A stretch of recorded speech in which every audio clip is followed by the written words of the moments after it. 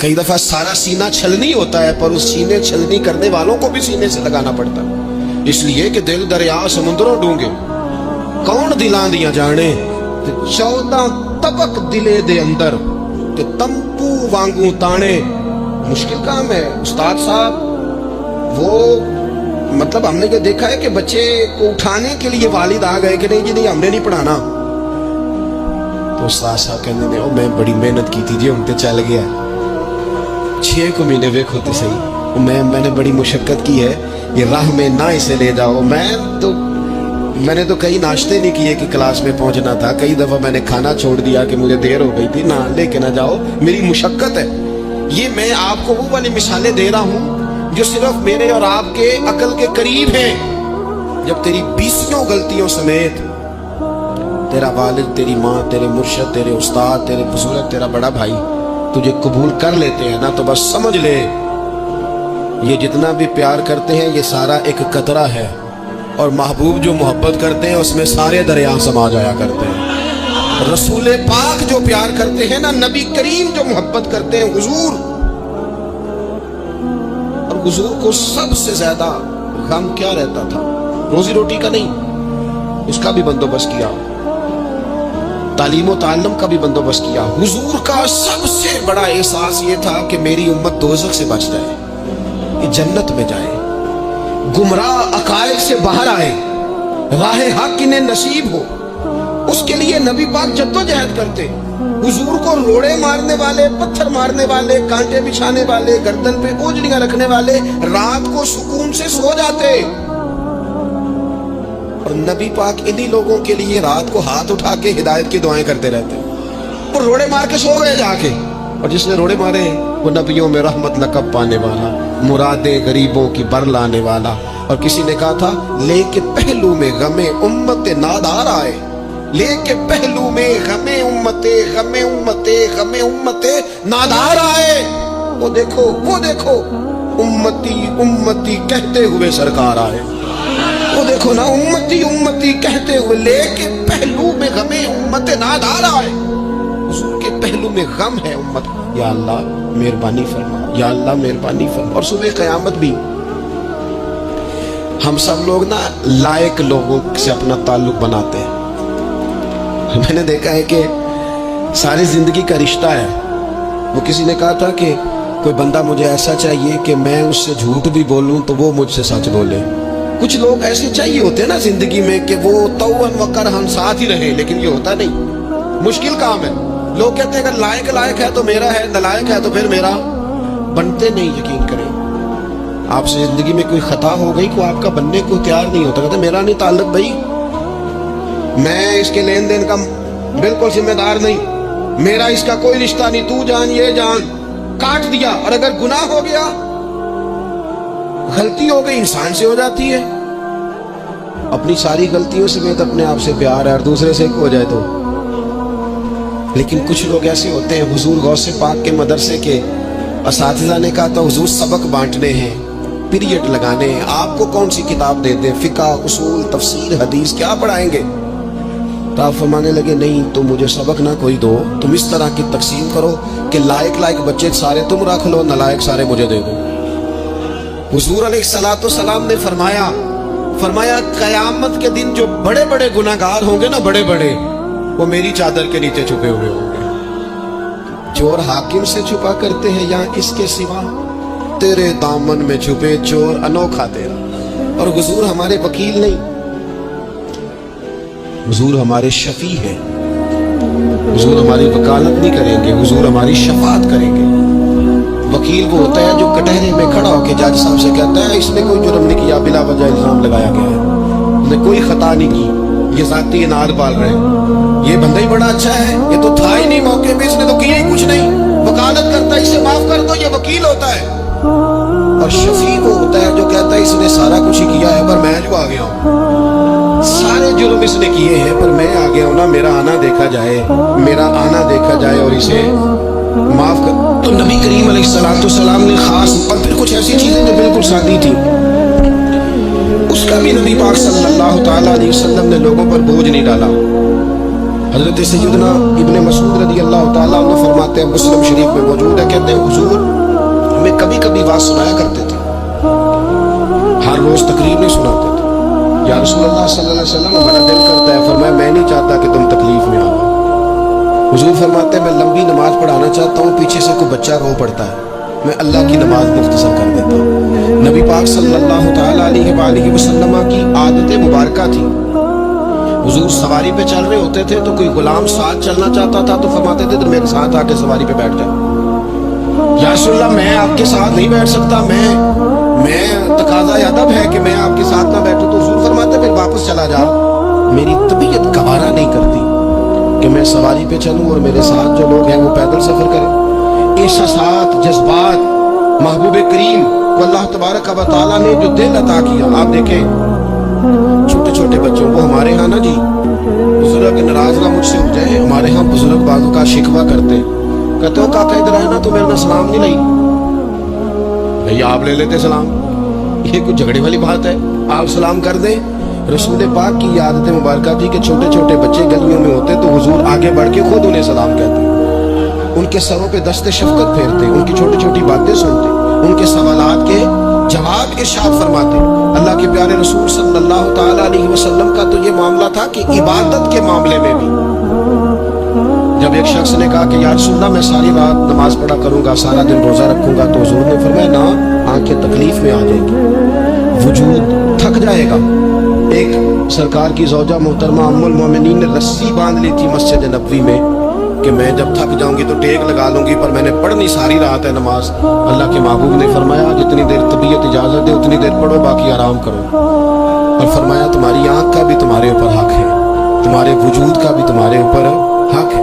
یہ ساری چیزیں نبی پاک صلی اللہ تعالیٰ علیہ وسلم کی امت کے ساتھ رحمت پر دلالت کرتی ہیں. اسی طور پر آپ دیکھیں کہ نبی کریم علیہ السلام نے 2-3 دن تراویح پڑھی, پھر صحابہ جمع ہو گئے, زیادہ لوگ آ گئے تو سرکار اندر سے باہر ہی نہیں آئے, حجرے میں رہے. فجر کے وقت آئے تو فرمایا مجھے پتا تھا تم سارے انتظار میں ہو اور تم نے دیر تک میرا انتظار کیا, میں جان بوجھ کے نہیں آیا. کیوں نہیں آئے یا رسول اللہ صلی اللہ تعالیٰ علیہ وسلم؟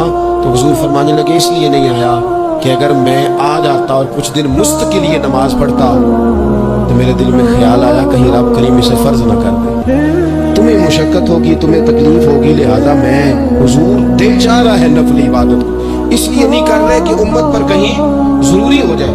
حضرت سیدنا عباس فرماتے ہیں کہ ایک انصاری صحابی رات کو مسجد نبوی شریف میں داخل ہوئے, ان دنوں جن دنوں وہ بدر کے قیدیوں کو لایا گیا تھا, ان قیدیوں کو رسیاں صحابہ نے زور سے باندھ دی تھی. تو کہتے ہیں کہ میں نے دیکھا نبی کریم علیہ السلام بڑی بے چینی کے عالم میں کبھی ادھر جاتے کبھی ادھر آتے. میں نے عرض کی یا رسول اللہ صلی اللہ تعالیٰ علیہ وسلم خیریت ہے؟ تو حضور نے فرمایا ان قیدیوں میں میرے چچا جناب عباس بھی ہیں, وہ ہائے ہائے کرتے ہیں تو مجھے نیند نہیں آتی. چلو زیادہ نہیں تو تھوڑا احساس کبھی چچا کا بھی پیدا کرنا چاہیے. ویسے چچا چاند نہیں ہوتا, چندہ ہمیشہ ماموں نہیں ہونا ہے. چچا جتنا مرضی بھی خوبصورت ہو بیچارہ چاند ہو سکتا نہیں, چندہ ماموں نہیں ہونا ہے, پکی بات. تو کبھی چچا کا بھی احساس کرنا چاہیے. نبی کریم علیہ السلام نے فرمایا چچا ہائے ہائے کرتے ہیں تو مجھے نیند نہیں آتی. وہ انصاری صحابی فرماتے ہیں کہ میں دوڑا گیا اور میں نے جا کے معلومات کی کہ حضرت عباس رضی اللہ تعالیٰ عنہ کو کہاں باندھا گیا. فرماتے میں جا کے حضرت عباس کی رسیاں ڈھیلی کر کے آیا, سکون میں آ گئے. تو آ کے حضور علیہ السلام کو میں نے دیکھا تو سرکار بھی زمین پر بیٹھ گئے, لیکن ابھی چہرے پر بے چینی باقی تھی. میں نے عرض کی حضور میں رسیاں ڈھیلی کر رہا ہوں جناب عباس کی, آپ آرام سے سو جائیں. یہاں تک نہیں یہ رحمت رکتی, یہ رحمت کسی مقام پر محدود نہیں ہوتی. میرے کریم کا کرم ہمیشہ برستا ہے تو بغیر رنگ و نسل ہر جگہ برستا ہے. حضور علیہ السلام نے فرمایا صرف عباس نہیں, جا سارے قیدیوں کی رسیاں ڈھیلی کر کے سب کو. یہ کون لوگ ہیں؟ یہ بدر میں پھول لے کے آئے تھے, یہ گجرے لے کے آئے تھے پھولوں کے, خوشبو کا تحفہ دینے آئے تھے, یہ تو تلواریں لے کے آئے تھے. لیکن یہ اعزاز ہے میرے نبی پاک کا کہ اللہ نے حضور کو رحمت للعالمین بنایا. دلوں کے اندر اتنی اتنی گنجائش رسول پاک نے پیدا کی، فرمایا سب یہ رسیاں ڈھیلی کرو تاکہ میں آرام سے سو جاؤں۔ طبیعتوں کی سختی، مزاجوں کا تلخ پن، اپنی ذات کے خول میں بند ہو کے زندگی گزار دینے والے لوگ، اپنے آپ سے شروع ہو کر اپنے آپ پر ختم ہو جانے والا مزاج، جو میں سوچ رہا ہوں، جو میں دیکھ رہا ہوں، جو میری طبیعت فیصلہ کر رہی ہے، جس اینک سے میں معاشرے کو پڑھ رہا ہوں، سارے معاشرے کو اسی طور پہ میں لے کے چلوں گا، یہ سوچیں درست نہیں۔ ہم نبی کریم علیہ السلام کے ماننے والے ہیں، ہمیں ان ساری باتوں کا خیال اور ادراک کرنا پڑے گا کہ جو ہمیں ہمارے رسول پاک نے سکھائی ہے۔ انسان اور بعض اوقات کچھ لوگ اس طرح کا بھی اس کے ساتھ رویہ اختیار کرتے ہیں کہ رد عمل کے طور پر کچھ کہنا پڑتا ہے۔ بعض لوگ سخت سست کہہ دیتے ہیں رد عمل کے طور پر، خود اس طرح کے نہیں ہوتے، لیکن تانگ آمد بجانگ آمد۔ تو ایک دفعہ جب بڑی سخت تکلیف دی کفار نے تو صحابہ نے عرض کی یا رسول اللہ ان کے لیے دعا کریں یہ تباہ ہو جائیں، تو محبوب نے خود ان لفظوں کے ساتھ جواب دیا، فرمایا اللہ نے مجھے لعنت ملامت والا نہیں بنا کے بھیجا، مجھے رحمت للعالمین بنا کے بھیجا۔ ہر وقت تانے دیتے رہنا، ہر وقت کھڑے رہنا، یہ دیکھیں نا میرے ملک کا ماحول کیا بنا ہوا ہے، رائے کا اختلاف ہی ہے نا، لیکن جو دھینگا مشتی روز ہوتی ہے اور جو دھما چوکڑی روز مچائی جاتی ہے، روز جو نئی سے نئی کہانی پنپتی ہے، ملک کے اندر کوئی شخص ایسا نہیں رہ گیا، کوئی ادارہ ایسا نہیں رہ گیا جس کے بارے میں ہمارے دل بالکل صاف ہو، اس لیے کہ ہم نے مزاج اس طرح کا بنا لیا ہے، ہم نے اینک اس طرح کی لگا لی ہے، لہجے اس طرح کے بنا لیے۔ حضور سید عالم علیہ السلام نے ایک دن فرمایا تھا مجھے کسی صحابی کے بارے میں کوئی بات نہ پہنچانا، کسی کی غلطی آ کے ڈائریکٹ مجھے نہ بتانا، میرے سامنے کچھ بھی ایسا نہ کرنا۔ یا رسول اللہ کیوں؟ فرمایا میں چاہتا ہوں میرے دل میں سب کے لیے گنجائش ہے تو گنجائش ہی رہے، لوگوں کو خوش گمان رہنے ہی نہیں دیا جاتا، اچھی سوچیں پیدا کرنے کے موقع ہی نہیں دیے جاتے، وہی بدگمانیاں ہیں، وہی ماحول کے اندر شدت ہے، وہی انداز ہمارا اس طرح کا ہے، اور وہی کچھ ہم کر رہے ہیں، اور سارے ہیں کہ ایک ہی لاٹھی کے ساتھ ہانکے جا رہے ہیں۔ خدا را چیزوں کو دیکھیں اور غور کریں کہ ہم نبی پاک صاحب الاولاق سید عالم صلی اللہ تعالی علیہ وسلم کے ماننے والے ہیں۔ پھر ایک اور بات، حضور کی رحمت چونکہ کامل ہے تو حضور علیہ السلام کا ایک طریقہ ہے، دنیا میں دو طرح سے لوگ اپنا آپ ثابت کرتے ہیں، ایک پورے ماحول میں لوگ اندھیرا کرنا چاہتے ہیں تاکہ میں صحیح طرح چمک جاؤں، وہ پھر بتاتے ہیں کہ اس وقت دنیا میں کوئی آدمی بھی میرے سوا ٹھیک نہیں ہے، کسی کا بھی تذکرہ ان کے سامنے کیا جائے تو ایک دو چار کمزوریاں اس کی وہ بتا دیتے ہیں، جو کہ وہ فل اندھیرا کرنا چاہتے ہیں، اور سمجھتے ہی ہیں کہ جب میں اندھیرا کروں گا تو پھر میں زیادہ چمک جاؤں گا، اس لیے باقاعدہ منصوبہ بندی کی جاتی ہے اور باقاعدہ لوگ بٹھائے جاتے ہیں اور کردار کشی کرنا ایک پورا ماحول بنا دیا گیا، اور کوئی بھی شخص اس سے مبرہ نہیں، وہ دینی تعارف رکھتا ہو یا دنیاوی تعارف رکھتا ہو، سیاسی سماجی معاشرے میں کوئی مقام رکھتا ہو یا سیاسی قد کاٹ سے اس کا تعارف ہو، کردار کشی عام بنا دی گئی اور اس پر لوگ خوش ہوتے ہیں۔ میرے بھائیوں، نبی کریم نے بھی اپنا اثبات کیا ہے، لیکن رسول پاک کا طریقہ یہ نہیں ہے کہ کسی دوسرے کی نفی کر کے ہی اپنا اثبات ہوتا ہے۔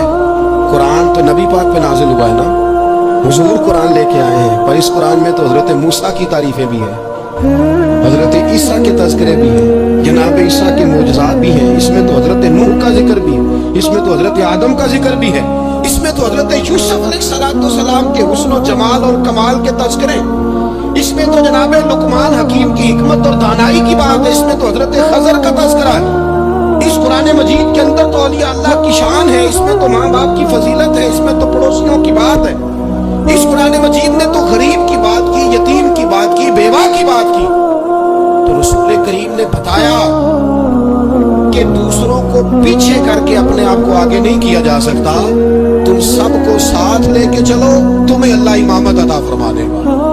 حضور نے تعارف کرایا اپنی امت کو سارے نبیوں کا، رسولوں کا، حضور نے ان کے تذکرے کیے، حدیث میں ان کے تذکرے ہوئے، حضور نے ہر ایک کی شانیں بلند کر کر کے بیان کی اور فرمایا کسی نبی کی بات میرے ساتھ ملا کر اس طرح نہ کرنا کہ ان کی کسر شان ہو جائے معاذ اللہ، میرا اور اس کا تقابل اس طرح نہ کرنا کہ وہاں کسر شان، وہ کسی نے میرے اعلیٰ حضرت کے سامنے کہا تھا نا شان یوسف جو دبی وہ بھی اسی در پہ دبی، اعلیٰ حضرت کہنے لگے حضور تو کسی کو دبانے آئی نہیں، یہ تو کیا بات کر رہا ہے، تو کہہ شان یوسف جو بڑی وہ بھی اسی در سے بڑی. یہ کہہ کہ نبی پاک تو عزتیں دینے آئے, ہر ایک کی قسمت میں حضور نے عزت لکھی. کہا باپ راضی ہو گیا تو رب راضی ہو گیا. فرمایا ماں کے قدموں کے نیچے جنت, بہنوں کی بیٹیوں کی پرورش جو کر کے آئے گا میرے ساتھ جڑ کے انگلیوں کی طرح جنت میں جائے گا. فرمایا تم میں سب سے بہتر وہ جو اپنے گھر والوں کے لیے, اپنی بیوی کے لیے بہتر, میں تم سب سے زیادہ اپنے گھر والوں کے لیے بہتر. فرمایا پڑوسی سے حسن سلوک کرنے والوں یاد رکھنا کہ اس کے تو حق اتنے زیادہ ہیں کہ ڈر ہے کہ کہیں وراثت میں شامل نہ کر دیا جائے. نبی پاک علیہ السلام نے فرمایا جو بی بی صرف حاملہ ہو, حاملہ, اسے رب کی بارگاہ میں اتنا ہی اجر ملتا ہے جتنا تلوار لے کے جہاد کرنے والے کو ثواب ملتا ہے. اور جب اس کے یہاں بچے کی ولادت ہوتی ہے اللہ اسے شہید جتنا درجہ دیتا ہے. اور جب وہ بچے کو دودھ پلاتی ہے تو ایک ایک گھونٹ کے بدلے رب غلام آزاد کرنے کا ثواب عطا کرتا ہے. یا رسول اللہ اسی کی صرف شان ہے. فرمایا نہیں نہیں, آدمی کے بال سفید ہو جائیں, مومن مسلمان سفید بالوں والا, اگر تم نے اس کی عزت کی تو سمجھ لینا تم نے اپنے رب کا احترام کیا ہے. یا رسول اللہ تاجر, تو فرمایا سچ بول کے تجارت کرنے والا تو قیامت میں نبیوں کے ساتھ ہوگا. یا رسول اللہ یہ عالم, یہ طلباء, یہ دور دراز سے آنے والے لوگ, تو محبوب نے فرمایا یہ تو کوئی ڈگری نہیں لیتے, پہلے دن ہی گھر سے نکلتے ہیں تو فرشتے پیروں کے نیچے پر بچھا دیتے ہیں. یا رسول اللہ وہ مزدور دیکھا, مزدور سڑکوں پہ بیٹھا, رول گئے لوگ اپنے مطالبات کے لیے احتجاج کرتے. وہ کسان دیکھے دنیا سو رہی ہے, ٹھنڈ میں جا کے فصلوں کو پانی دے رہے. وہ ہم نے مزدور دیکھے جن کے ہاتھوں پہ چھالے پڑ گئے. لوگوں کی انہوں نے بلڈنگیں کئی کئی منزلہ بنا دی پر اپنے چھت سے پانی ٹپکتا روک نہ سکا. حضور یہ جو لوگ ہیں ان کی کیا شان ہے, تو حد کر دی میرے کریم نے. فرمایا محنت کر کے روزی کمانے والا تو اللہ کا دوست ہے, اس کو تو اللہ نے قرب دے دیا دوستی. تم نے ہر شخص کی قسمت میں یہ عزت لکھی اور آخری خطبے کی صورت میں بھی وصیت لکھی. حضور نے ہر شخص کو احترام دیا, ہر ایک کو اکرام دیا. لوگوں کو پیچھے دھکیل کے قد اونچا نہیں ہوتا, بلکہ شمع سے جتنی مرضی شمع جل جائیں اس کی اپنی روشنی میں کبھی کمی نہیں آیا کرتی بلکہ حد ہو گئی. ایک دن نبی پاک علیہ السلام نے حضرت جبریل امین سے پوچھ لیا. فرمایا جبریل سب کو میری رحمت سے حصہ ملا ہے, آپ کو بھی کوئی ملا ہے؟ ملا تو بتاؤ نا. تو حضرت جبریل عرض کرنے لگے حضور بالکل ملا ہے. کہا کس طرح؟ عرض کی یا رسول اللہ جب سے ابلیس کا انجام دیکھا تھا نا ڈر آتا تھا خدا جانے خاتمہ کس طرح کا ہو, لیکن جب آپ آئے, قرآن آیا اور قرآن میں حضرت جبریل کا ذکر آیا تو فرماتے ہیں میں سمجھ گیا اب اللہ نے کرم کر دیا ہے, اب طے کر دیا ہے کہ جبریل امین علیہ السلام کے جو اعزازات ہیں وہ ہمیشہ اعزاز ہی رہیں گے. نبی پاک کی رحمت سے ہر شخص کو حصہ ملا, حتیٰ کہ کفار کو, مشرکین کو, منافقین کو. رسول پاک علیہ السلام ہر ایک کے لیے رحمت بن کے تشریف لا, یہاں تک کہ جانور بھی حضور کے پاس آتے تھے تو اپنے دکھ سنا جاتے تھے. حضور تو ان کو بھی تھپکیاں دیتے, تسلیاں دیتے. حضرت انس بن مالک کہتے ہیں لوگوں مجھے وہ دن بھولتا ہی نہیں جس دن نبی پاک مکے سے ہجرت کر کے مدینے آئے تھے. لوگ گلیوں میں, چھتوں پہ, حضور کی اونٹنی کے گرد یا رسول اللہ یا محمدہ کی صدائیں ہم نے اپنے کانوں سے سنی. ایک بڑی شان رکھنے والا قبیلہ بنو نجار, اس کی بچیاں کونے میں تف لے کے بیٹھ گئی, کہنے لگی یہ نہ سمجھنا کہ ہم کوئی عام ہیں, ہم بہت بڑے خاندان کی بیٹیاں ہیں, لیکن آج یہاں اس لیے بیٹھی ہیں کہ دیکھو تو صحیح ہمارے پاس آیا کون ہے. وہ ننھی بچیاں جو بیٹھ کر وہاں دف بجاتی تھی وہ رسول پاک کی جانب اشارے کر کے گاتی تھی اور کہتی تھی ہم ہیں بچیاں نجار کے عالی گھرانے کی, ہمیں خوشی ہے آمنہ کے لال کے تشریف لانے, خوشی ہے آمنہ کے لال کے, بس رہے گا یوں ہی ان کا چرچا رہے گا یوں ہی ان کا, بڑے خاک ہو جائیں